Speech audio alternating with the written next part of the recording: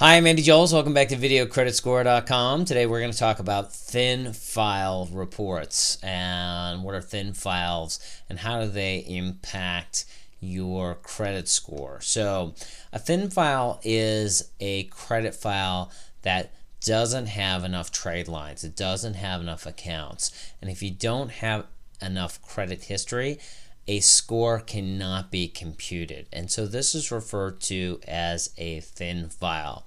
Now, typically folks who have a thin file are folks who just haven't had a chance to build credit. So maybe somebody who's just graduated from high school. Expats are actually thin files, people who might have credit history over in the UK or another country, and they come over to the States and they have to build credit starting all over again because they need US credit. So they might have a thin file situation.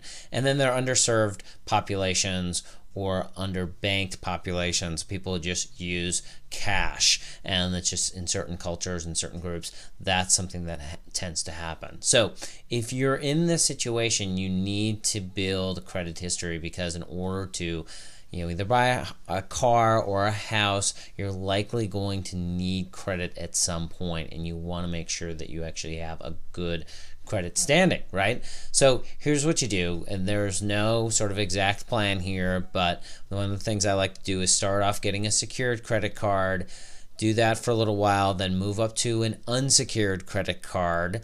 And you can do that usually through the same bank. And then, one of the things to think about is actually getting a personal loan from a bank of $500. That's because a personal loan is an example of installment credit. And that will help get you mixture credit, because the revolving credit you'll have from your credit cards, then you can add an installment loan from a personal loan. The other thing to consider is to buy a car, even if you have the cash to buy the car with cash, is to get a loan so that you can get this history put onto your account. So what some folks do is they actually get this and then they make payments just for 6 months. So they may make a bunch of regular payments for 5 months, and then the sixth payment, just pay the lump sum and pay the loan off. You want to make sure if you do this that there's no prepayment penalty if you get that type of loan situation. So these are all things to get started dealing with a thin file. I hope you'll come join us for other lessons at VideoCreditScore.com, and you can also friend me up on Facebook and follow me on Twitter. See you soon.